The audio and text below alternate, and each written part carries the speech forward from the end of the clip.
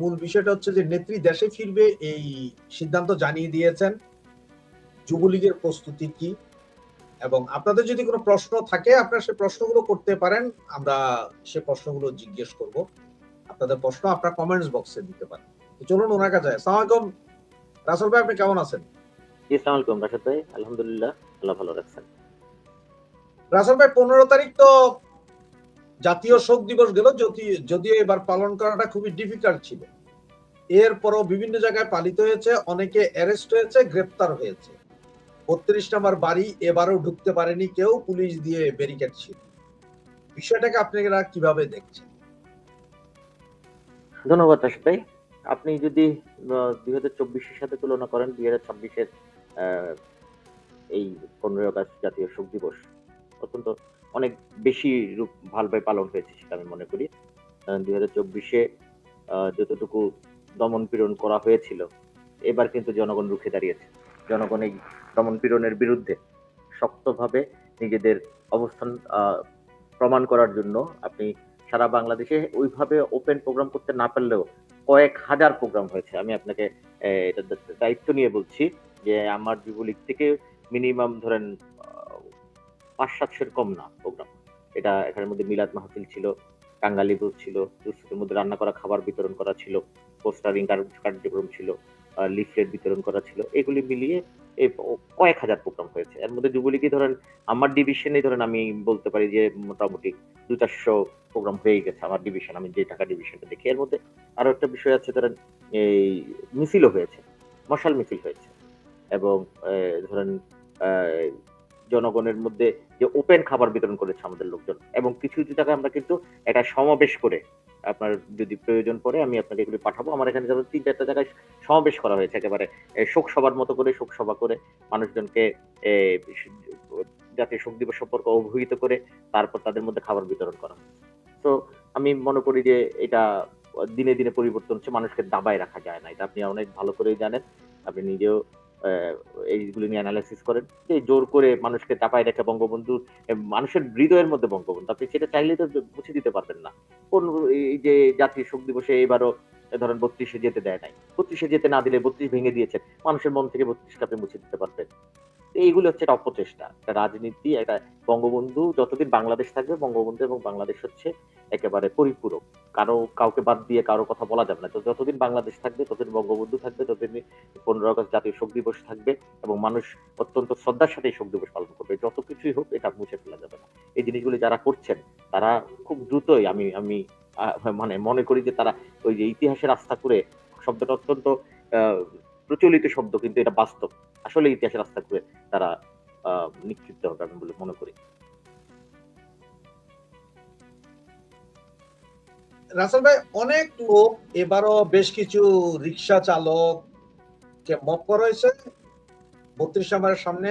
সন্ধ্যার পরে 2জন নারীকে হেনস্থা করে বর্তমানে সন্ত্রাস বিরোধী আইনে জেলে দেওয়া হয়েছে। এবং গতকাল রাতে স্কুল স্টুডেন্ট, আপনার বাড়ি যেখানে চট্টগ্রামের সন্দ্বীপে, স্কুল স্টুডেন্টরা স্কুল ছুটির পরে, বাচ্চা সব 8-9-এ পড়া বাচ্চা, এরা জয় বাংলা স্লোগান দেওয়ার কারণে সেখান থেকে ক্লাস 9-এ পড়া 2টা ছেলেকে অ্যারেস্ট করেছে, তাদেরকে সন্ত্রাস বিরোধী আইনে জেলে নেওয়া হয়েছে, এবং 84 জনের বিরুদ্ধে মামলা হয়েছে। এই বিষয়গুলোকে কিভাবে দেখেন, এবং ক্লাস 8-9-এর ছেলেদেরকে কিভাবে মামলায় দিয়ে হেনস্থা করা হচ্ছে পরিবারকে, এই বিষয়টাকে আপনি কি বলবেন? সুতরাং ক্লাস 8-9 ছেলেদের বয়স কত হয়? 15-16 বছর, এটাই হয়। আমাদের জাতিসংঘের আইন অনুযায়ী ধরেন আপনি আন্ডার 18 যারা আছে তারা হচ্ছে মাইনর, শিশু। আপনি যে দেশে শিশুরা তাদের মনের ভাবটা সঠিকভাবে প্রকাশ করতে পারবে না, সে দেশের আগামী দিনের আহ, যে জেনারেশন, নেক্সট জেনারেশন যেভাবে সৃষ্টি হবে, সেটা কি হতে পারে সেটা আমরা বুঝি। এই জিনিসটা আসলে আমি যেভাবে দেখি, এটা হচ্ছে এটা একটা দীর্ঘমেয়াদী ষড়যন্ত্রের অংশ হিসেবে আমাদের পরবর্তী জেনারেশনকে নষ্ট করে দেওয়ার যে এটা পায়তারা হচ্ছে, সেটার একটা অংশ হিসেবে দেখি। এবং এই কারণেই আমার শিশু, আপনার শিশু, আমার সন্তান, আপনার সন্তান, এই দেশে তো জয় বাংলা বলা নিষিদ্ধ না। আইন করে কি আপনি জয় বাংলা বলে নিষিদ্ধ করেছেন? আপনি বাংলাদেশ আওয়ামী লীগকে নিষিদ্ধ করেছেন। জয় বাংলা হচ্ছে একটা জাতীয় স্লোগান। জয় বাংলা তো আওয়ামী লীগের স্লোগান নয়, আওয়ামী লীগ এটাকে ধারণ করে। যারা বাংলাদেশ জিন্দাবাদ বলছে সেটা তো তারা ধারণ করে। জয় বাংলা যারা বাংলাদেশের সপক্ষের শক্তি তারা জয় বাংলা ধারণ করে। তাহলে এই জয় বাংলা বলা যদি আপনি অফিসিয়ালি নিষিদ্ধ করতেন তখন আপনি বলতে পারতেন যে এটা আইন বিরোধী বলে আমি তাদেরকে গ্রেফতার করেছি। কিন্তু আইন বিরোধী হলেও আপনি শিশুদেরকে গ্রেফতার করে আপনি দিতে পারেন কিনা? সেই জিনিসটা সে প্রশ্ন তো জাতির বিবেকের কাছে রাখতে হবে এখন। যে যারা ওই একটা মেটিকুলাস ডিজাইন শব্দগুলি বলতেও লজ্জা লাগে। আসলে মেটিকুলাস ডিজাইন শব্দটা বলতে লজ্জা লাগে। বাংলাদেশের মানুষের প্রতি যেমন কেমন যেন একটা মনে হয় যে আমরা কি তাহলে সবাই বোকা ছিলাম? বাংলাদেশের মানে জনগণ যারা এইসব করেছে তারা কি বোকা ছিল আসলে? তাহলে একটা ডিজাইনের মধ্যে পড়ে প্রত্যেকে একটা মানে সমৃদ্ধ রাষ্ট্রকে আমরা কোথায় নিয়ে গেলাম আজকে? আজকে আমাদের দেশে আইন শৃঙ্খলা পরিস্থিতি নাই। আমাদের দেশে আজকে আইএস মানে এই জাতিসংঘের রিপোর্টের মধ্যে আছে আইএস এর বাংলাদেশে সেল করার যে বিষয়টা সেটা আসতেছে। মানে আল কায়দার যে সেল করা বাংলাদেশের মধ্যে। তো জাতিসংঘের একটা রিপোর্ট এটা চলে আসছে। কিন্তু আমাদের স্বরাষ্ট্রমন্ত্রী মহোদয়রা কি করছেন? মানে যে প্র্যাকটিসটা আমাদের সবচেয়ে বেশি ভয়ানক আমার কাছে মনে হয়েছে ডিনায়াল করার যে টেন্ডেন্সি আমাদের মধ্যে রয়ে গেছে। যেটা দোষ বা একটা ভুল কোনো কিছু হলে আমরা এটাকে অ্যাকসেপ্ট করার যে মেন্টালিটি এটা কিন্তু আমাদের মধ্যে নাই। আমাদের মধ্যে না থাকার কারণে এই যে অনুমান এই যে আপনি দেখাচ্ছেন এখানে অনুমান নির্ভর যে কথাটা উনি বলছেন এটা তো মানে আপনি জাতিসংঘের কোন একটা রিপোর্ট আপনার পক্ষে গেলে আপনি এটাকে নিয়ে নাচতে থাকবেন এটা ভুল রিপোর্ট 1400 মানুষ মেরে ফেলছে এই করছে এটা আর একটা জাতিসংঘের নিরাপত্তা পরিষদ এবং এটা কিন্তু একটা স্পেশাল সেল এটা কিন্তু হচ্ছে আপনার জাতিসংঘের একটা স্পেশাল সেল আল কায়দা এবং আইএস কে নিয়ে যে তারা তাদের এই বিশ্লেষণধর্মী একটা রিপোর্ট করে এবং এটার উপর ভিত্তি করে যে কোনো দেশের প্রতি যদি নিষেধাজ্ঞা দিতে হয় কোনো সংস্থার প্রতি নিষেধাজ্ঞা দিতে হয় তাহলে এটার উপরে কিন্তু ভিত্তি করে সেটা দেওয়া হয় তাহলে এরকম নিরাপত্তা পরিষদের একটা সংস্থাকে আপনি ডিনাই করছেন যদি এই ডিনাইলের মাধ্যমে আপনি কি তাদেরকে ইয়া করে দিচ্ছেন না মানে এম্পাওয়ার্ড করছেন না এই ইয়াদেরকে যে আর যে দেশে এই জিনিসটা হচ্ছে সে দেশ সরকার বলছে যে না আমরা এটাকে মনে করি না যে এখানে কোনো কিছু আছে তাহলে এটা যদি কিছু নাই থাকে তাহলে বাংলাদেশে এই যে প্রেসার কুকার বোমা থেকে শুরু করে চিপসের প্যাকেটের বোমা থেকে শুরু করে এই বোমাগুলো কোথা থেকে আসছে এই বোমার কারিগর কারা তাহলে এই জিনিসগুলি যদি আমরা সাথে সরকার এভাবে ডিনায়াল করে এর ডিনায়ালের অনেকগুলি কারণ হতে পারে এটা আমি আপনি যদি একটু সময় লাগা করেন আমি বলি সেটা হচ্ছে যে ডিনায়ালের কারণটা আমার কাছে যেটা মনে হয় যে তাদের উপর ভর করে একটা জঙ্গি অভ্যুত্থানের মাধ্যমে বাংলাদেশের একটা নির্বাচিত সরকারকে ক্ষমতাচ্যুত করা হয়েছিল তাহলে এই ক্ষমতাচ্যুতের পিছনে যে জঙ্গি সংগঠনগুলি ছিল সেই জঙ্গি সংগঠনের কাছে দায়বদ্ধতার কারণে ডক্টর ইউনূস সরকার শুধু ইউনূস কিন্তু তাদেরকে মানে কি বলবো একেবারে ব্ল্যাঙ্ক চেক দিয়ে রাখছিল যা খুশি তা করার জন্য এবং যেহেতু এই সরকারও সেই ষড়যন্ত্রের সাথে জড়িত ছিল সেই ষড়যন্ত্রের একটা পার্ট ছিল সেহেতু এই সরকারও এই সব কিছু জানার পরেও তাদের বিরুদ্ধে কোনো ব্যবস্থা গ্রহণ করতে পারছে না এটা আমি মনে করি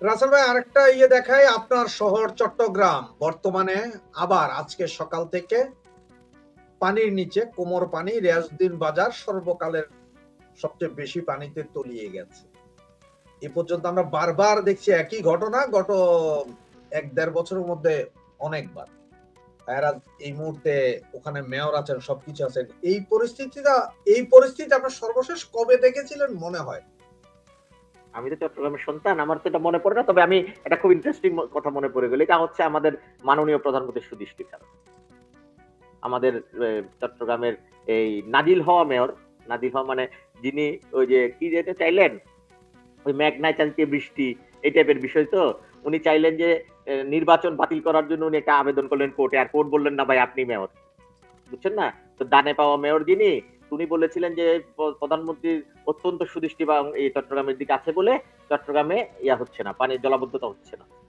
এই হচ্ছে জলাবদ্ধ সুদৃষ্টির কৌশল এবং উনি উনার মতো মেয়র সাহেব কিভাবে দেখলেন একদিন একটা ছবি আসছে দেখলাম খুব ভাইরাল একটা ছবি উনি একটা ইয়া নিয়ে পাশের কঞ্চি নিয়ে ওই ইয়ার মধ্যে ম্যানহোলের মধ্যে একটু ইয়া দিয়ে পানি সব সরাই দেওয়ার চেষ্টা করছেন আর কি এই হচ্ছে ওনাদের মানে এক্সপেরিয়েন্স একটা মানে ইয়ার মতো মানে চট্টগ্রাম সিটি কর্পোরেশনের মতো একটা সংস্থাকে চালানোর যে যোগ্যতা এই যোগ্যতা ছাড়া লোকজন যদি দেন আপনি তো এটা হবেই আমরা তো মাননীয় সাবেক মেয়র আমাদের চট্টগ্রামের গর্ব মহিউদ্দিন চৌধুরীর মানে চালানোটা দেখেছি উনি বিরোধী দলের সময় বাংলাদেশ চট্টগ্রামের মেয়র ছিলেন একটা টাকা কোনো বরাদ্দ পান নাই কিন্তু স্বয়ং সম্পূর্ণভাবে উনি বিয়েটাকে চালিয়েছেন আমাদের চট্টগ্রামটাকে একদম সুন্দর করে চালিয়েছেন তৎকালীন সময়ে তৎকালীন মানে প্রধানমন্ত্রী বেগম খালেদা জিয়া মেয়রদের সবার যে একটা স্থানীয় সরকার একটা মিটিং করছিলেন, এই মিটিং এর মধ্যে উনি এক্সাম্পল দিয়ে বলেছেন, এই তোমরা মইনুদ্দিন চৌধুরীকে দেখতে পারো না, ওনাকে ফলো করতে পারো না, ওনাকে আমরা কোনো বরাদ্দ দিই না, তারপরেও কেন উনি এভাবে করে চালাতে পারতেছেন? তো এটা হচ্ছে একটা এক্সপিরিয়েন্সের ব্যাপার, যোগ্যতার ব্যাপার।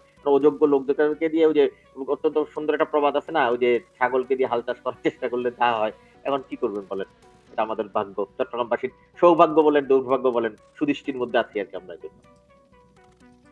রাসেল ভাই, আজকে 17 তারিখ, আজকের এই দিনে 2005 সালে সিরিজ বোমা হামলা ছিল সারা বাংলাদেশে। এই যে সমস্ত ইয়েগুলো করে দিয়েছে, এখানে সিরিজ বোমা হামলা হয়েছিল। আজকে সেই দিন, সেই সময়।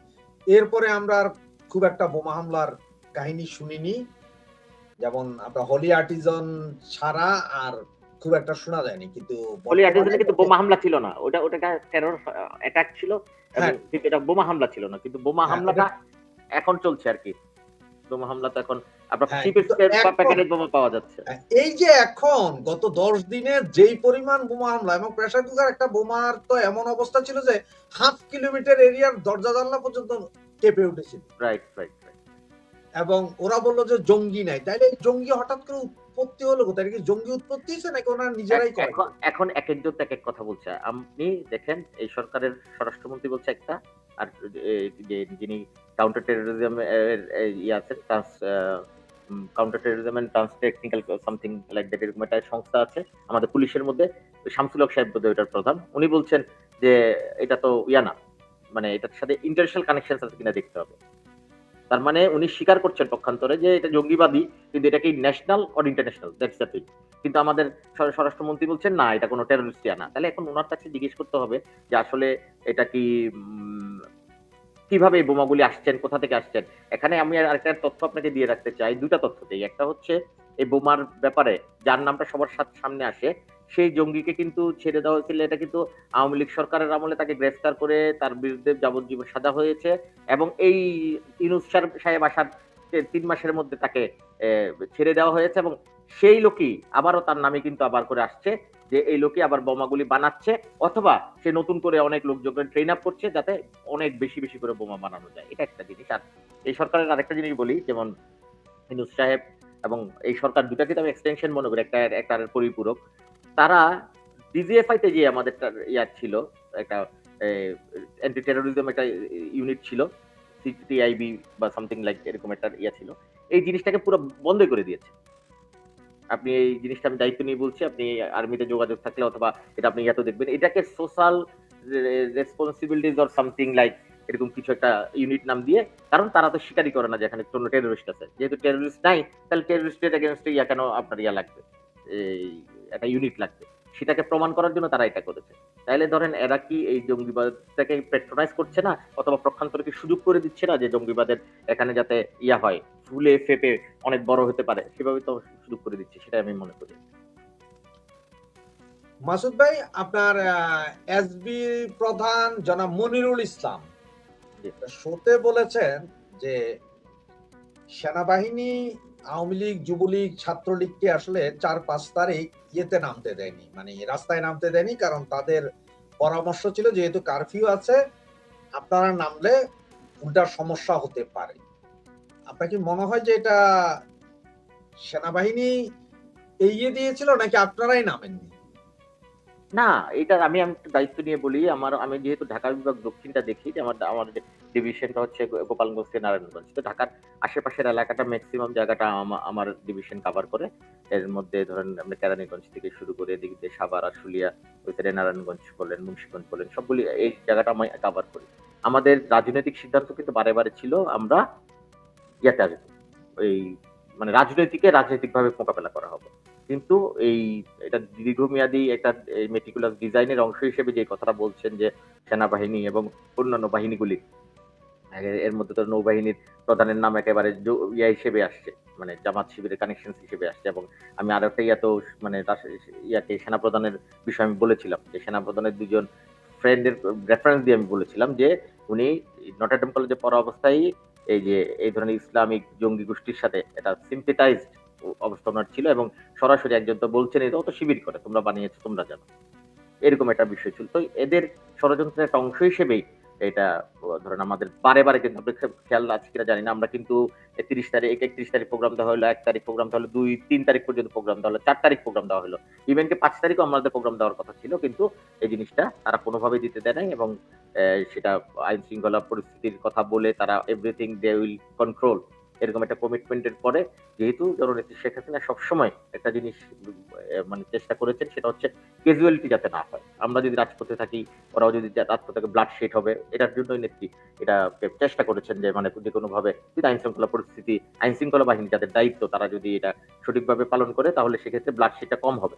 সেজন্য উনি হয়তো এটা চেয়েছেন। কিন্তু রাজনৈতিকভাবে আমরা আমাদের একটা ছিল, প্ল্যানই ছিল এটলিস্ট যুবলীগ থেকে আমরা ৪-৫ লাখ লোক আমরা নিয়ে আসবো এরকম আমাদের সংগঠন প্ল্যান ছিল। এরপরে আওয়ামী লীগ, ছাত্রলীগ তারা তো আছেনই সবাই মিলে। আমরা বাংলাদেশ আওয়ামী লীগ এবং সহযোগী সংগঠন তৎকালীন সময়ে একদিনের নোটিশে ঢাকায় ১০ লাখ লোক জড়ো করা কোনো ব্যাপারই ছিল না। কোনো ব্যাপারই ছিল না। কিন্তু আমরা সেই জিনিসটা এই মানে বিশ্বাস এবং অবিশ্বাসের এই যে দোলাচলের মধ্যে আমাদেরকে ফেলে এবং কিছু লোকের বেইমানির কারণে আজকে আমরা এই জিনিসটা করতে পারি।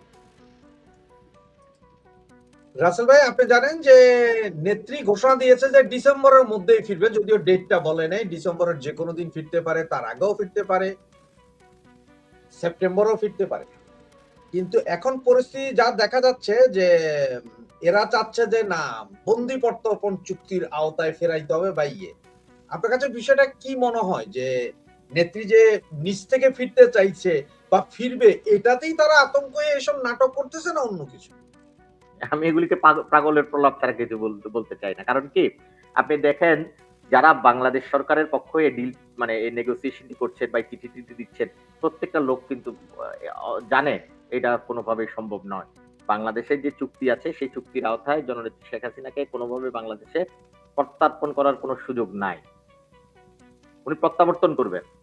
আপনি তাকে আপনি আনতে হলে কি হবে? দেখেন প্রত্যেক ছোট, ছোট বিষয় আপনি বলি, তাহলে এই লোকগুলি কি পাগল নাকি আমাদের দর্শকরা অন্তত বুঝতে পারবে। আপনি যখন মাননীয় প্রধানমন্ত্রীকে ইন্ডিয়াতে রেখে আসে, তখন কিন্তু বাংলাদেশ সরকারের পক্ষ থেকে ভারত সরকারকে অনুরোধ করে রাখা হয় যে বাংলাদেশের প্রধানমন্ত্রীর নিরাপত্তাজনিত কারণে আপনাদের এখানে অ্যাজ এ গেস্ট হিসেবে তাদের এখানে পাঠিয়ে দিয়েছে। সরকার তাকে চিঠি দিয়ে সরকারি সামরিক বিমান ব্যবহার করে সামরিক প্রটোকলে উনাকে দিয়ে আসা হয়েছে।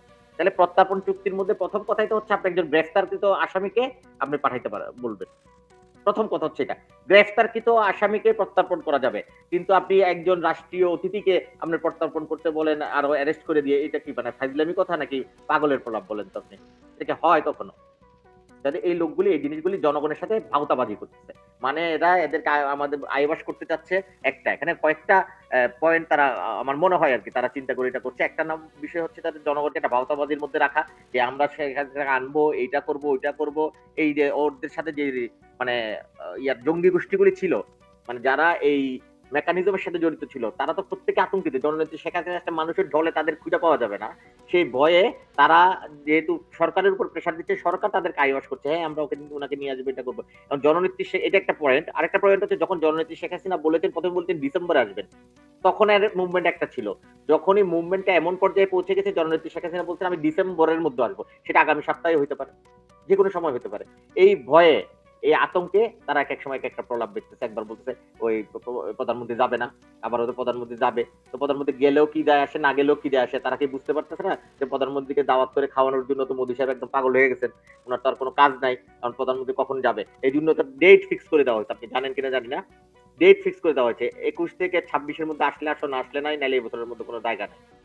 এমন দাওয়াত, বুঝছেন না?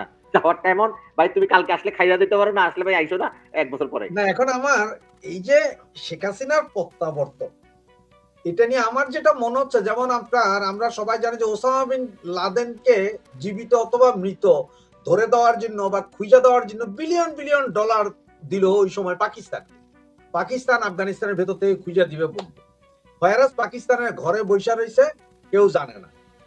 পাকিস্তান সরকার জানে যে ও আছে, কিন্তু টাকা কামানোর জন্য সে বলতেছে আমরা খুঁজতেছি। এখন এটা কি সেম এরকম নাকি যে শুধুমাত্র মানে বাংলাদেশে হাসিনাকে আসতে দিব না, এই করব না, ফাঁসি দিব, মাইরা ফেলবো, কাইটা ফেলবো, এটা মানুষকে দেখানো, এবং যখন বলছেন যে উনি আসবেন তখনই এদের অবস্থা খারাপ? এটাই কি মনে হয়? এই পাগলগুলির কথা আমি কি বলবো বলেন? বাংলাদেশের এত অভাগা, আমাদের দুর্ভাগ্য এবং এত লজ্জার ব্যাপার, বাংলাদেশের বিরোধী দলের চিফ হুইপ ওই পোটলা টোটলা কি যেন একটা আছে না ওইটা, ও বলতেছে শেখ হাসিনা ইয়াতে এয়ারপোর্টে নামলেই তাকে এয়ারপোর্টে ফাঁসি দিয়েছিল বুঝেছি। তারপর আরেকজন বলছে যে এখান থেকে ধরে নিয়ে সরাসরি ফাঁসি দিয়েছে। তুই একটা মানুষ যাদের এই বেসিক জ্ঞান নাই, যারা আইন প্রণেতায় সেরে আসছে আমাদের দেশে, আমাদের দুর্ভাগ্য এটা, যাদের মধ্যে বেসিক জ্ঞান নাই আইন কিভাবে চলে। আর জননেত্রী শেখ হাসিনা কি এয়ারে আসবেন না রোডে যাবেন, তাকে কি বুঝলে গেছে যে সে এয়ারপোর্টে ফাঁসির মঞ্চ বানাই দিবে। এই ধরনের উদ্বুকদের দেশের মধ্যে আমরা আছি। আমাদের এটা দুঃখজনক এবং অত্যন্ত লজ্জাস্কর যে আমরা এমন কিছু লোকজনের কে বাংলাদেশের জাতীয় সংসদের মধ্যে একটা পবিত্র জায়গায় নির্বাচিত করে পাঠিয়েছি, নাকি ইয়া করে পাঠিয়েছি জানি না, ওই জায়গায় যেতে চাই না, এটা আরেকদিন আলাপের বিষয়। কিন্তু এই জায়গায় যে যারা জাতীয় সংসদে বসে জাতীয় সংসদকে অপবিত্র করছে এবং এইসব উদ্বুকের দল যারা এই যে কোটা ভিত্তিক রাজনীতি ইয়া করবে, ওই যে কি বিসিএস ক্যাডার হবে, যারা বাংলা শুদ্ধ ভাষায় দুটা বাংলা কথা বলতে পারে না, ইংলিশ কথা তো দূরে থাক, ইংলিশ বলতে গেলে 3 বার দাঁত করে যায়, যে এমন এমন লোকজনকে আমরা জাতীয় সংসদে পাঠিয়েছি আইন প্রণয়ন করার জন্য, যারা আইনের মধ্যে হচ্ছে একজন আসামি দেশে আসলে তাকে সাথে সাথে এয়ারপোর্টের মধ্যে ফাঁসি দিয়ে দিবে। এই আইন ওনারা জানেন। তাহলে এই ধরনের উদ্যোগদের বিষয়ে আলোচনা করাটা আসলে আমার মনে হয় যে মানে টাইম লস করা ছাড়া কিছু না। আপনার এবং আমার মূল্যবান সময় নষ্ট না করে এই পাগলের ফলাফলা ভুগতে থাকুক। আমরা জননেত্রী শেখ হাসিনা যখন আসবে, বাংলার জনগণ রাজপথে নেমে দেখাই দিবে যে বাংলার জনগণ কি চায়, এবং তাদেরকে সেদিন আমরা খুঁজে পাই কিনা সেটা হচ্ছে আমাদের সবচেয়ে বড় প্রশ্ন। আমরা চাই তারা থাকুক, তারা এই দেশে থাকুক, এই দেশে রাজনীতি করুক। জননেত্রী শেখ হাসিনার মার্সিতে যদি তারা দেশে রাজনীতি করতে পারে, জনগণ যদি তাদেরকে আস্থ রাখে, তাহলে আমরা চাই তারা রাজনীতি করুক। রাসেল ভাই, আপনাদের সেক্রেটারি সাহেব উনি এসেছিলেন গত 1 সপ্তাহ আগে আমাদের এই প্রোগ্রামে। তো সেদিন ওনাকেও জিজ্ঞেস করছিলাম, আজকে আপনাকেও জিজ্ঞেস করি, আপনি যেহেতু সাংগঠনিক সম্পাদক, আমাদের কাছে যতটুকু খবর আছে যে সেপ্টেম্বরের ভেতরে নাকি সারা বাংলাদেশে, শুধু আপনাদের না, আওয়ামী লীগ, ছাত্রলীগ, যুবলীগের সমস্ত কমিটিগুলোকে রিসাবল করতে হবে, মানে নিষ্ক্রিয়কে সক্রিয়, যেখানে অল্প আছে সেখানে পরিপূর্ণ করা, এগুলো করার কথা। এটা কি ঠিক কিনা? হ্যাঁ, জননেত্রী শেখ হাসিনার একটা ইনস্ট্রাকশন, এটা তো সরাসরি ইনস্ট্রাকশন আমাদের কাছে আসে না, ইনস্ট্রাকশন চেয়ারম্যান সেক্রেটারির মাধ্যমে আমরা পাই। তো আমার কাছে এই ইনস্ট্রাকশনটা আছে যে আমাদের এই কমিটিটা দ্রুত করাটা মনে হয় এই সেপ্টেম্বরের মধ্যে করার জন্য। এটা শুধু আমাদের না, সেটা হচ্ছে আওয়ামী লীগ এবং সহযোগী সব সংগঠনের কমিটিগুলি ইউনিয়ন পর্যায়ে পর্যন্ত যাতে দ্রুততার সাথে করা হয়, এরকম একটা ইনস্ট্রাকশন। আপনাদের তো যুবলীগের মোটামুটি কমিটি আমরা দেখছিলাম যে জুন জুলাইতে কিছু কিছু কমিটি আসছিল, মোটামুটি চাঙ্গাভাব লক্ষ্য করা গিয়েছিল। এরপর হঠাৎ করে চুপচাপ কোনো জায়গায় দেখা গেল যে আপনার কমিটি দিয়ে 2 ঘন্টার মধ্যে পুরো কমিটি বাতিল ঘোষণা করে। এটার কারণটা কি? কমিটি বাতিল করার এখতিয়ার হচ্ছে মাননীয় চেয়ারম্যান এবং সাধারণ সম্পাদকের। এখন এই প্রশ্নটা আপনি মাননীয় চেয়ারম্যান বা সাধারণ সম্পাদকের কাছে করলে ভালো হয়। সাধারণ সম্পাদক আমি জিজ্ঞেস করেছিলাম, যেদিন কমিটিটা বাতিল হলো সেদিনই উনি আমার চ্যানেল, উনি বলেন যে উনি পুরোপুরি জানে না, হয়তো জেনে জানাতে পারবেন। তাহলে আমার মনে হয় ওনাকে জিজ্ঞেস করাটাই ভালো হবে। কারণ হচ্ছে কমিটি করার জন্য আমরা সমন্বয় করি। যেমন ধরেন আমাদের ইউনিয়ন কমিটি করবে উপজেলা কমিটি করবে হচ্ছে জেলা কমিটি। এটা হচ্ছে আমাদের সাংগঠনিক সিদ্ধান্ত এবং গঠনতান্ত্রিক সিদ্ধান্ত। এই সিদ্ধান্ত অনুযায়ী ধরেন কমিটি করার ব্যাপারে আমরা কোঅর্ডিনেট করি। আমরা জেলার সাথে ধরেন কেন্দ্রের কোঅর্ডিনেশনটা করি, আর উপজেলা জেলার সাথে করে, উপজেলা জেলার সাথে করে। তারপর হচ্ছে ইউনিয়ন করার সময় ধরেন উপজেলা জেলার সাথে সমন্বয় করবে, আর উপজেলা করার সময় জেলা কমিটি আমরা যারা দায়িত্বপ্রাপ্ত নেতারা থাকি আর তাদের সাথে সমন্বয় করবে। এটা হচ্ছে আমাদের প্রক্রিয়া এবং প্র্যাকটিস। এর পরবর্তীতে কমিটি বাতিল বা অন্যান্য কোনো সিদ্ধান্ত যদি জেলা কমিটি বাতিল করতে হবে, এই বাতিলের সিদ্ধান্ত এখতিয়ার শুধুমাত্র হচ্ছে চেয়ারম্যান এবং সাধারণ সম্পাদকের। এটার ব্যাপারে আসলে আমার মন্তব্য করার এখতিয়ার নাই আর কি, আমি হয়তো এটা নিয়ে বলতে পারবো না। এখন আপনাদের যে সমস্ত কমিটিগুলো আসলে এখনো হয়নি বা প্রক্রিয়াধীন, কবে নাগাদ এগুলো ঘোষণা হতে পারে বলে মনে করেন?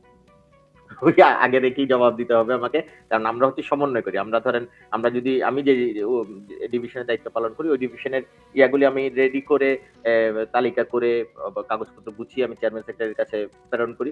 উনারা উনাদের সময় এবং উনাদের যাচাই বাছাই করে উনারা কমিটি প্রদান করে। তো ওই জায়গাতে আমাদের প্রক্রিয়া থেকে আমরা ধরেন চেষ্টা করছি যে যা যা মানে যতটুকু দেওয়া যায় আমরা দিয়ে দিয়েছি। আর কিছু কিছু প্রক্রিয়াধীন আছে। তো মানে ধারাবাহিকভাবে আমি আশা করি যে ধারাবাহিকভাবে একের পর এক কমিটি হবে, এটা আশা করি। আপনাদের কমিটিগুলোতে এই মুহূর্তে আসলে কাদেরকে আনা হচ্ছে? কমিটির ব্যাপারে আপনি দেখেছেন যেটা একদম স্পষ্টভাবে জননেত্রী শেখ হাসিনা এটা একটা ইনস্ট্রাকশন দিয়েছেন সবার জন্য, এটা শুধুমাত্র যুবলীগের জন্য না, ছাত্রলীগের জন্য না বা স্বেচ্ছাসেবক লীগের জন্য, এটা আওয়ামী লীগের থেকে শুরু করে আওয়ামী লীগের প্রত্যেকটা সহযোগী সংগঠনের জন্য প্রযোজ্য। সেটা হচ্ছে যারা মানে 5ই আগস্ট পরবর্তী সময়ে রাজপথে, অনলাইনে এবং বিভিন্নভাবে সরাসরি সক্রিয়ভাবে মানে এই আন্দোলনের সাথে সম্পৃক্ত আছেন, যারা জেল খেটেছেন, যারা মবের শিকার হয়েছেন, এদেরকে প্রেফারেন্স দেওয়ার জন্য নেত্রী একদম স্পষ্টভাবে বলা আছেন এবং আমার চেয়ারম্যান এবং সাধারণ সম্পাদক উনারা দুজনও এই ব্যাপারে খুবই মানে অ্যাটেনশন দিয়ে এই জিনিসগুলি করার চেষ্টা করছেন বলে আমি জানি। কারণ এটা কিছু কিছু জায়গায় যেমন দেখা যাচ্ছে এটা ছাত্রলীগের কমিটিতে আমরা সবচেয়ে বেশি দেখেছি, যেমন সমন্বয়করাও কমিটিতে পদ পেয়ে গেছে, যারা 32 ভাঙছে তারাও পদ পেয়ে গেছে, এরকম ফেসবুকে বিভিন্ন কমিটিতে এরকম। আপনাদের কমিটিতেও কি এরকম কিছু পেয়েছেন কি এখন পর্যন্ত যে কয়টা দিলেন? না, না, আমি ছাত্রলীগ নিজে ছাত্রলীগ করে আসছি। আমি এজন্য এটার জন্য একটু দুঃখ প্রকাশই করব যে এদেরকে ওনাদের মানে আমাদের যারা অনুজ আছে তাদের এই ব্যাপারে একটু কেয়ারফুল থাকা উচিত ছিল। তাদের হয়তো লেক অফ এক্সপেরিয়েন্স এর কারণে হয়তো অথবা ট্রাস্ট লেভেল হতে পারে। যে কাউকে ট্রাস্ট করেছে, কেউ নাম দিয়েছে সেভাবে দিয়ে ফেলছে, এটা হইতে পারে। বা যেকোনো কারণেই হোক যে জিনিসটা হয়েছে এটা অত্যন্ত মানে একটা বর্জিত কাজ হয়েছে, গর্হিত কাজ হয়েছে আমি মনে করি। আর আমাদের যুবলীগে এখনো পর্যন্ত এই ধরনের কোনো কিছু আমরা এখনো এটা পাই নাই, কারণ আমরা খুব কেয়ারফুলি এই জিনিসগুলি করার চেষ্টা করি।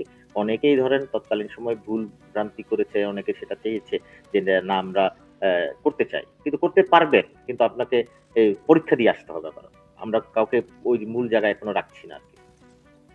তারপর তো আপনাদের ভোজপুরের একটা কমিটি নিয়ে সম্ভবত বাদ অনুবাদ দেখা গেল, আবার এমনও দেখা গেল যে আপনাদের যুবলীগের প্যাডে আপনারা আওয়ামী লীগকে বহিষ্কার করে দেন। না এই জিনিসগুলো আসলে মানে এটা রাজনৈতিক ইয়াতে আমি তো কিছু বলার সুযোগ নাই। সেটা হচ্ছে কি এগুলি আসলে কতটুকু সত্য এবং আসলে কতগুলি মানে এআই দিয়ে ক্রিয়েট করে দেওয়া, এগুলি আসলে বলতে পারবো না। এখন ধরেন একটা রাজনৈতিক সংগঠনে চাওয়া পাওয়া অনেক কিছু নিয়ে এটা থাকেই মানুষের মধ্যে ধরেন। কিন্তু এই জিনিসগুলি যারা করেছেন বা যদি মানে আমাদের দলের কেউ করে থাকেন, আমি মনে করি যে তাদের লজ্জা পাওয়া উচিত। মানে রাজনীতিকে বা নিজের একটা পবিত্র সংগঠনকে এভাবে করে হেয় করার এটা কোনোভাবেই উচিত না। এটা যদি কেউ করে থাকেন, আর যদি বিরোধী দলের কেউ করে থাকেন তারা করতেই পারেন, আমাদেরকে হেয় করার জন্য এটা করতেই পারেন। সেটা তো বিষয় না। কিন্তু সেক্ষেত্রে আমি বিশ্বাস করি যে একটা সঠিক এবং মানে রিয়েল রাজনৈতিক কর্মী এটা কখনো করবে না। যারা করে থাকে তারা হয়তো মানে দলটাকে হেলা ফেলার মধ্যে নিয়েছে, এটা হতে পারে। এই যে রাসেল ভাই আপনারা সবসময় বলেন, আমরাও শুনি যে ত্যাগীদেরকে মূল্যায়ন। আসলে আমার বহু আগে বিএনপির এমপি ছিলেন পাপিয়া সারোয়ার, হুম। সম্ভবত পাপিয়া সারোয়ার, নামটা মনে নাই, পাপিয়া। পাপিয়া মনে হচ্ছে খুব মোটা তাজা জি। উনি মহিলা। ঢাকা ইউনিভার্সিটির ছাত্র দলের নেত্রী ছিলেন। হ্যাঁ, উনি বলছিলেন যে কত বছর রাস্তায় থাকলে তোমরা ত্যাগী বলে গণ্য করবে, কত বছর সংগ্রাম করলে তোমরা ত্যাগী বলে গণ্য করবে, দুঃখ নিয়ে এই কথাটা বলছিল এক সময়। আসলে আমার একটু জানতে ইচ্ছা করে যে এই যে ত্যাগী ত্যাগী বলা হয়, কিন্তু পরবর্তীতে দেখা যায় যে আসলে সব ত্যাগীরা আসে না। আমি একটু অনেক বলি। সময় দেখা যায় যে ত্যাগীদের আসলে মূল্যায়ন হয় না। হ্যাঁ, এটা অস্বীকার করার কোনো সুযোগ নেই। এটা তো একটা সময় অনেক হয়েছে। দল যখন ক্ষমতায় থাকে তখন এই জিনিসগুলি বেশি হয়। আর দল যখন ক্ষমতার বাইরে থাকে তখন হয়। তবে বিএনপিতে এই জিনিসটা বেশি হয়েছিল বলে উনি একবার ক্ষোভ থেকে এই কথাটা বলছিলেন। কারণ হচ্ছে উনাকে কোনোভাবে মূল্যায়ন করা হচ্ছিল না এবং উনি বলছিলেন যে কত বছর থাকলে। কারণ আসলে বিএনপির বিষয়টা হচ্ছে ওরা তো মানে এই আদর্শভিত্তিক কোনো সংগঠন নয়। সে কারণে ধরেন ওদের মধ্যে এই জিনিসটা বেশি প্রচলন। কিন্তু বাংলাদেশ আওয়ামী লীগের মধ্যে এই জিনিসটা তুলনামূলকভাবে একটা কম পাবেন। তবে সরকারি দল দীর্ঘদিন দল ক্ষমতায় ছিল, তখন অনেক ধরনের হাইব্রিড বলেন আর যারা ধরেন সুবিধাভোগী লোকজনের ভিড় বেশি ছিল। সেটার জন্য আমরা অনেকেই দায়ী। আমরা যারা দায়ী এখন এই ৫ই আগস্টের পরবর্তীতে আমার মনে হয় যে আমরা কিছুটা হলেও সতর্ক হয়েছে এবং ভবিষ্যতে এই জিনিসটা হবে না। আর ত্যাগীদের ইয়াতে এইবারের প্রেক্ষাপটে কিন্তু নেত্রী ত্যাগীদের বিষয়টা একদম স্পষ্ট করে দিয়েছেন যে ৫ই আগস্ট ২০২৪ এর পরবর্তীতে যারা যেভাবে পারফর্ম করেছে তারা সেভাবে যাতে মূল্যায়ন হয়, এটা আমাদের প্রতি স্ট্রিক্ট ইনস্ট্রাকশন আছে। সেই দিকে আমরা আমাদের অধীনস্থ যারা আছেন কর্মী বা ইউনিট গুলো আছেন, আমরা চেষ্টা করছি ওই জায়গায় এই জিনিসটাকে প্রপারলি ইউটিলাইজ হয়। তারপরেও যে একটা বড় দলের মধ্যে 10-15% যে ভুল হয় না সেটা আমি কখনোই স্বীকার করি না। মানে অস্বীকার করার কোনো জোই নাই। এটা হয়ে যায়। এটা হয়ে যায় কেন?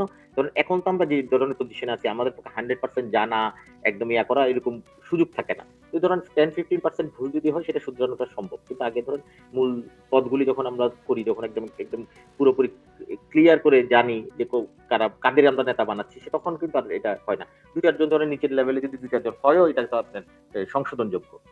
এটা আমরা চেষ্টা করছি যে আবার যেভাবে। অনেকগুলো কমিটিতে তো আপনারা যাদের নেতা বানাইছেন তারাই পদত্যাগ করে ফেলছে সাথে সাথে।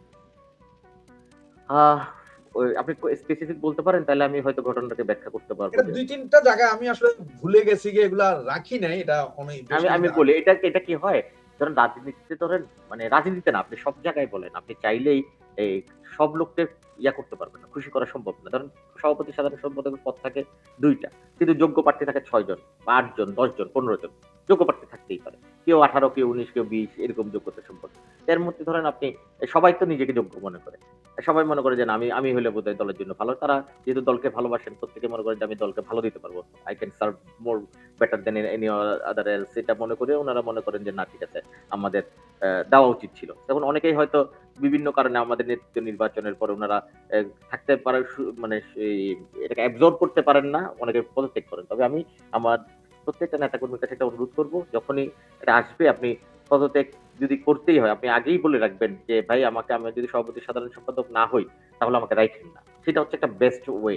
কারণ দলকে তখন আপনি মানে এই লজ্জাস্কর পরিস্থিতিতে ফেলছেন না। কারণ আপনি নিজেও জানেন যে ১০ টা ইয়ে আছে, ক্যান্ডিডেট আছে, পদ হচ্ছে ২ টা। তো ২ জনের বেশি তো আমরা বানাইতে পারব না। এর মধ্যে দেখা যাবে যে এই বাকি ৬ জন প্রেসিডেন্ট সেক্রেটারি না হলে ভাইস প্রেসিডেন্ট বা জয়েন্ট সেক্রেটারি হয়ে দলটা করতে চান। সেটা একদিন। আর যারা একেবারেই করবেন না, তারা আমার মনে হয় যে তাদের সংশ্লিষ্ট নেতৃবৃন্দকে তাকে জানিয়ে দেওয়া উচিত যে আমি সভাপতি সাধারণ সম্পাদকের জন্য সিভি জমা দিচ্ছি বা আমি ইয়া করছি, আপনার কাছে প্রার্থী হয়েছি। এর বাইরে যদি হয় আমি করতে চাই না। আমি অন্য মানে আমার সিনিয়র সংগঠন করব বা অন্য কিছু করব। এই জিনিসটা বলে দেওয়া উচিত আমি মনে করি। এভাবে মানে হঠাৎ করে পদত্যাগ করে ফেলাটা, এটা হচ্ছে মানে দলকে একটু লজ্জাস্কর পরিস্থিতিতে ফেলায়। সেটা আমার মনে হয় যে কোন ত্যাগী নেতাকর্মী করা উচিত না। যদি একটু মনোকষ্টও থাকে, উনি পারফর্ম করবেন। দল তো রাজনীতিটা চলমান প্রক্রিয়া। আজকে আমি পারি নাই, আরেকদিন গিয়ে করব সেটা।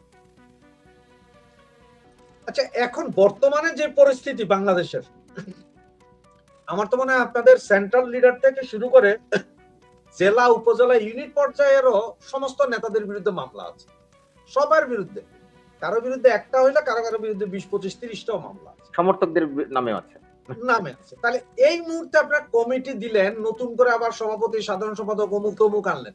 তো ওরাও তো আবার মামলা খাবে। হ্যাঁ, যারা যারা কমিটিতে আসছে প্রত্যেকের নামে মামলা আছে এবং নেতাকর্মীরা এত বেশি উৎফুল্ল যে মামলাটাকে তারা এখন অলংকার, রাজনৈতিক অলংকার হিসেবে মনে করে। আমাকে অনেকে বলেছেন মামলা খেয়ে পাঠাইয়া বলে যে ভাই আজকে সেলিব্রেট করতে হবে যে আজকে মামলায় আমার পদোন্নতি হয়েছে, আমি ১ নাম্বার স্বামী হয়েছি। তো ছেলেপেলেদের এই মামলা সম্পর্কে কি ধরনের ধারণা, কি ধরনের এটা তাদের উপহাস দেখলেই বোঝা যায়। এটা দে ডোন্ট কেয়ার।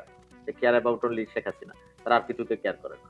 মানে এই মুহূর্তে যারা আছে তারা ঠিক আমাদের মতোই বলে যে ভাই মামলা দিলে ১ নাম্বার, ২ নাম্বার, ৩ নাম্বারে দিস, ২০-২৫ এ দিস না। দিস না ভাই, মান সম্মান থাকে না যে আমাকে এভাবে অবমূল্যায়ন না করে ইয়া করো, দরকার হলে ভাই কিছু টাকা পয়সা লাগলে দেই, অথবা কিন্তু তোমার জন্য একটু খাবার দাবার পাঠাই, তুমি মামলাটা আমার ১ নাম্বার করে দিও। এটাই ছেলেপেলেরা মনে করে যে না আমি কেন নিচে যাবো কেন? কারণ এদের মানে বাংলাদেশের এই মানে আইন শৃঙ্খলা এবং দেশের যে অবকাঠামো নিয়ে মানে কি বলবো আমি আসলে, মানে লোকজনের কোনো আস্থাই নাই সরকারের উপর। এখন রাসেল ভাই, আপনারা নেত্রী আসবে বললো ডিসেম্বরে, এবং আপনাদেরকে নির্দেশনা আছে সেপ্টেম্বরের ভেতরে সমস্ত কমিটিগুলো করার। কারণ হচ্ছে এটা কিভাবে জানি আমি, কালকে আবার এই আপনার শেখ ইনান আসছিলেন। ওনাকে আমি যখন লাইভে জিজ্ঞেস করছি যে কত তারিখ আগস্টের ভেতরে সমস্ত কমিটি দেওয়ার কথা, তখন সে বলছে না, আপনার কাছে ইনফরমেশন একটা ভুল আছে, সেপ্টেম্বরের ৩০ তারিখের ভিতরে সব কমিটি রেডি করে দিতে হবে। এটা আমি একটু করে বলি আপনাকে। এটা একটা আমাদের একটা কেন্দ্রীয় কমিটির মিটিং এর মধ্যে জননেত্রী শেখ হাসিনা কানেক্টেড হয়ে এই জিনিসটা বলেছেন এবং ছাত্রলীগের পক্ষ থেকে বলার পরে মানে ছাত্রলীগ বলেছে যে তাদের নিডস মানে অক্টোবরের ফার্স্ট পর্যন্ত তারা চেয়েছিল, পরে নেত্রী বলেছেন না, সেপ্টেম্বর। ওখানে আওয়ামী লীগের নেতা যারা ছিলেন তারা একটু উৎসাহী হয়ে বলেছেন, যে অনেকে বলেছেন যে এটা অক্টোবর মানে অগাস্টের মধ্যে শেষ করা। তবে বাস্তবসম্মত বিষয়তে সেপ্টেম্বরেই আসলে নেত্রীর টার্গেটও সেপ্টেম্বরে। ছাত্রলীগকে এইভাবে ছাত্রলীগ ইনান এটা সঠিক বলেছেন, শেখ ইনান এটা সঠিক বলেছেন যে সেপ্টেম্বরের মধ্যে আমাদের কমিটিগুলি শেষ করার জন্য আমাদের একটা নির্দেশনা। তাহলে সেপ্টেম্বরের ভিতরে কি আপনাদের গুলো হবে সারা বাংলাদেশে? আমি অত্যন্ত আশাবাদী, অবশ্যই হবে, হওয়া উচিত। নেত্রীর নির্দেশের পরে আমাদের আসলে এই জায়গা থেকে সরে আসার কোনো সুযোগ নেই। আসলে একটা জায়গায় পৌঁছাই আমরা এখন, ধরেন নেত্রী আসবে, আসলে হয়তো শাহজালাল ইন্টারন্যাশনাল এয়ারপোর্টে অবতরণ করবেন ঢাকায়। ঢাকা চট্টগ্রাম এই দুইটা জায়গায় আসলে আপনাদের সক্ষমতা এই মুহূর্তে কি? বা নেত্রী আসলে এই ঢাকা চট্টগ্রাম থেকে আপনারা ৫-১০ লাখ লোক যুবলীগ, আমি অন্য কোনো ইয়ে না, আপনারা যুবলীগ সবসময় অগ্রগামী ছিলেন। কারণ যুবলীগ করার জন্য আপনার ইয়ে লাগে না, কি বলে, ছাত্র হইতে হয় না যে ছাত্র হইতে হবে ছাত্রলীগ করার মতো। যুবলীগ একজন রিক্সা শ্রমিকও যেমন যুবলীগ করতে পারে, ইউনিভার্সিটির টিচারও যুবলীগ করতে পারে। এটা পুরোটা যুবক। আপনাদের সক্ষমতাটা আছে কিনা ঢাকা চট্টগ্রাম থেকে আপনার ৫ থেকে ১০ লক্ষ লোক জোগাড় করা?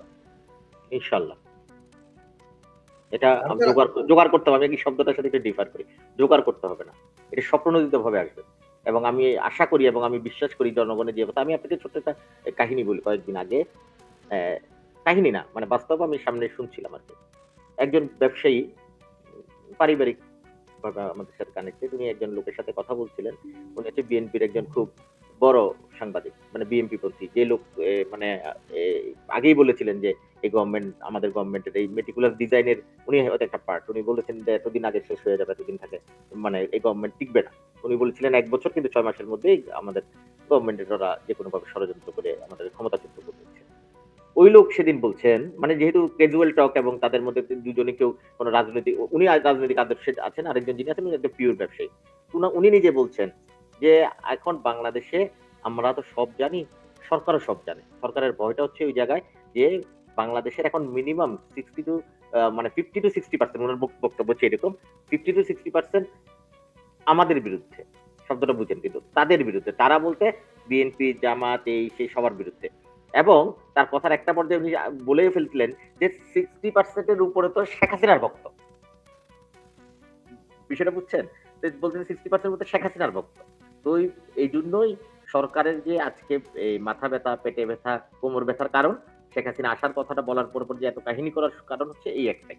এই কথাটা আমি বলতে চাই নাই। হয়তো আমার ওই ব্যবসায়ী রিলেটিভ দেখলে হয়তো কষ্ট পাবে। এজন্য আমি তাদের নাম ইয়া করে গোপন করে এটা বলার চেষ্টা করলাম। তো উনাদের মূল ইয়াটাই হচ্ছে, এখন ভয়টা হচ্ছে এই ইয়া নিয়ে। তাহলে 60% এখানে বাংলাদেশের যে ধরেন জনগণ এখন ২০-২১ কোটি, 60% ইজ ইকুইভ্যালেন্ট টু ধরেন আপনার ১২ থেকে ১৩ কোটি লোক। আপনি যদি এখানে ২০ লাখ লোক নিয়ে চিন্তা করেন, আপনি বুঝতেছেন মানুষ যে কি পরিমাণ কষ্টে আছে। গ্যাস নাই, পানি নাই, বিদ্যুৎ নাই, যেখানে পানি আছে আবার ডুইবা যাইতেছেন আপনি। ওইটা পয় নিষ্কাশনের ব্যবস্থা নাই। একটা রাষ্ট্র কতটুকু মানে ধ্বংস হইলে জায়গায় চলে আসতে পারে, যে জায়গায় বাংলাদেশটা মানে ইমার্জিং টাইগার বলছিল বাংলাদেশকে। বাংলাদেশের জিডিপি কোথায় ছিল? এখন বাংলাদেশ প্রতিদিন টাকা ছাপায় আর সরকার এই টাকা লোন নেয়। এই কদিন আগে তো এই টিপু সাহেব বলেই ফেলছিলেন, ওই যে আমাদের ইয়া, হ্যাঁ, সরকারি কর্মচারীদের বেতন দিতে পারবে না আগামী মাস হ্যাঁ, থেকে। তাহলে বুঝেন এই সরকার ২ বছর ২.৫ বছর মিলা কি করছে? এরা সবাই মিলা ইনোসেন্ট গং আর তারেক এন্ড গং কি করলো? তাহলে বাংলাদেশটাকে কোথায় নিয়ে গেছে? একটা সময় তো বলতো তলাবিহীন ঝুড়ি, এখন তো ঝুড়িই নাই। তলা তো পরের কথা।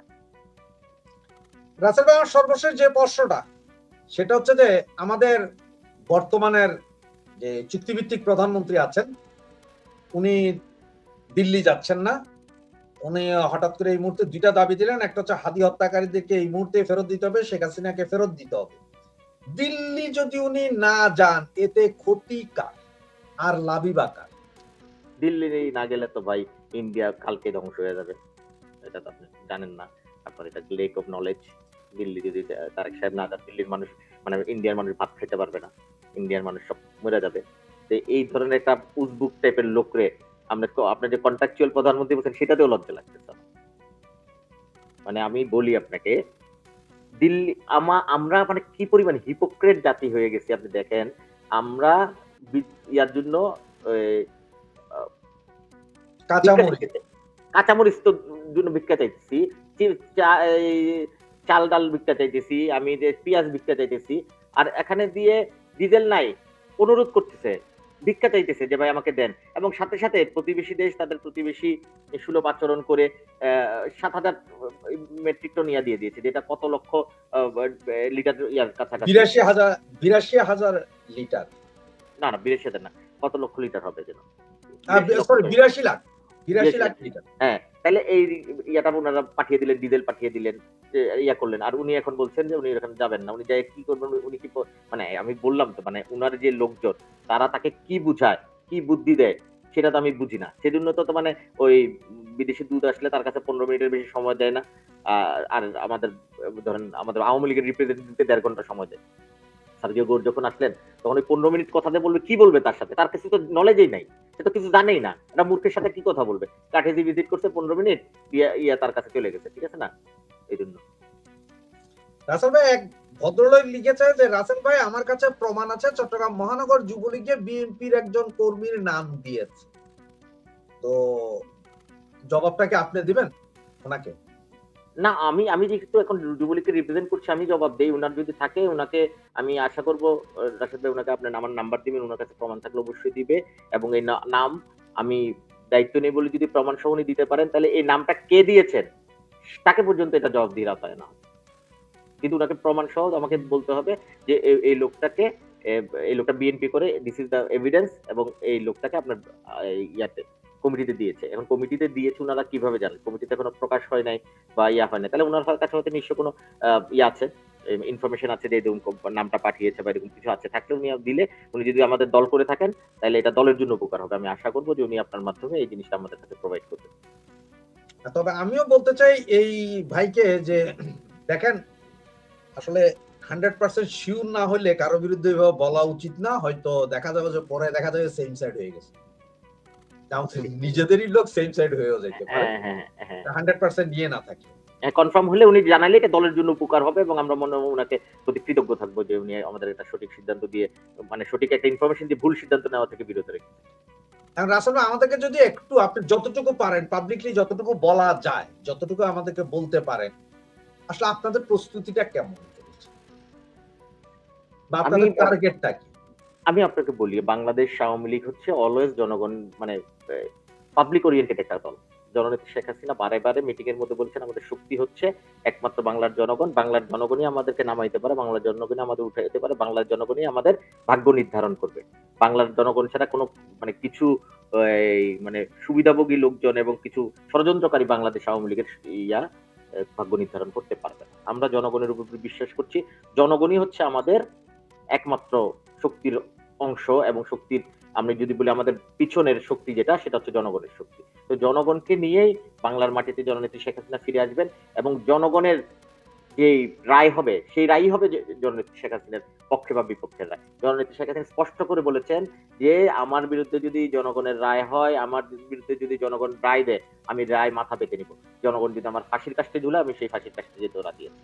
এই জনগণের উপর নির্ভরকারী একজন নেত্রী যখন নিজে থেকে, মানে 17 বছর তো বর্তমানের ওই কন্ট্রাক্টর, ঠিক আছে, কন্ট্রাকচুয়াল প্রধানমন্ত্রী, উনি তো বিদেশ ছিলেন, জীবনে কোনোদিন আসতে চাইছেন একবারও? তার মধ্যে তো মৃত্যুদণ্ড ছিল না বোধহয়, যতটুকু জানি যাবজ্জীবন জীবন কিছু একটা ছিল এরকম। উনি কি একটা দিন, একটা বার, এক সেকেন্ডের জন্য আসতে চাইছেন 17 বছরের মধ্যে?